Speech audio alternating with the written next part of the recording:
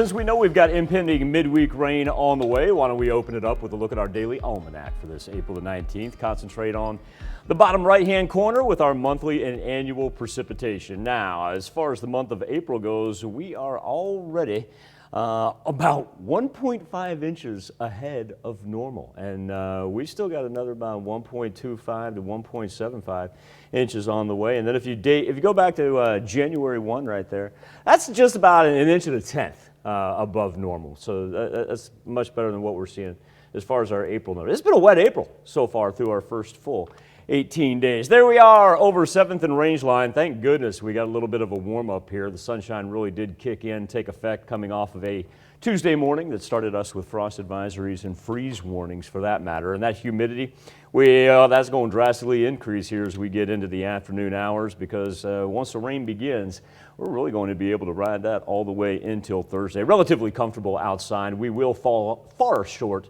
of our average high this time of year, which would be around 70 degrees. We're topping out at 63 right now in Independence, and still as low as the mid-50s on the eastern edge of southwest Missouri. So here is the rain that moved in, originated on the west side of Wichita. Did pack some thunder and lightning when it first started. The lightning has really calmed down. Last strike we got right there, you can tell, was even to the west of our highlighted counties, west of Greenwood County. But then throw the arrows on there and it'll give you a good indication of where everything is headed right now.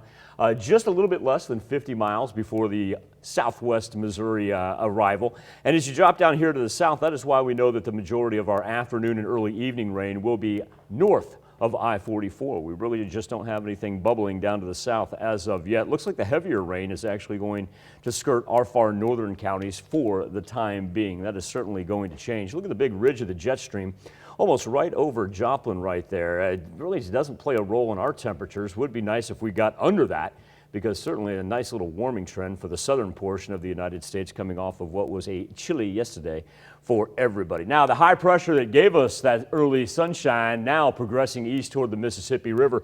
And so as it continues to track east, look what it's going to be replaced of on the left-hand side. Big low pressure moving in right now over the Rockies. Still a mess up in northeastern and New England portions of the United States. Good old-fashioned April nor'easter, packing snow and a whole bunch of rain up there. They not only have some high wind warnings, even got close to blizzard-like conditions, but are going to end up with winter storm warnings all the way for the next several days. So all of a sudden, maybe rain is not too bad to deal with. Here's what we've got for the rest of the afternoon. As the rain progresses and begins to spread, it will really be more intense and cover geographically more area by tomorrow. Future track shows us there we are sprinting along and staying to the north of I-44, and then Tuesday into Wednesday morning. Watch this thing come up from the south right now and then overtakes us. I want to point out right there on I-49. Now, give or take a half hour either way on the time frame.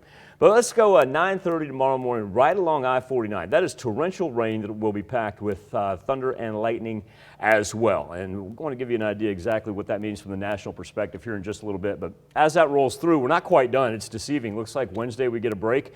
Well, Thursday morning we've got additional rainfall, this time Gulf moisture creeping in from the south and lasting pretty much into Thursday afternoon. Severe thunderstorm risk map does put us in the low category, and that's going to include high wind and possibility of hail. Now, we talked about that strip along I-49. Look at what happens if we slow it down from the national level, all the way from the Gulf Coast to the Canadian border at that point in time. So that is rather impressive. And then as everything moves east, watch Texas. Boom! That's our second round for Thursday that creeps up with that Gulf moisture. One thing I will say about our temperatures each and every day, at least those are increasing. And then, Chris, after the rain passes through Thursday evening, we're looking at a delightful end of the work week. 82, partly sunny skies on Friday. That'll be great. That is delightful. Here's the deal. Even with the thunderstorm chances, these temperatures overall are starting to look pretty delightful. We're getting there. We're slowly creeping up there. And a little bit more tolerable than having to worry about the rain coming in sideways and it feeling like it's 40 degrees outside. See, now this though is why people say we have no spring or fall, because what's going to happen is we've had these cool temperatures, then it's going to get warm, and then the next thing you know, we're going to have a week of 60s, and it's going to be in the 90s the week after. Sweltering. Yeah, yes. just like that. Yes. Michael, thank you so much.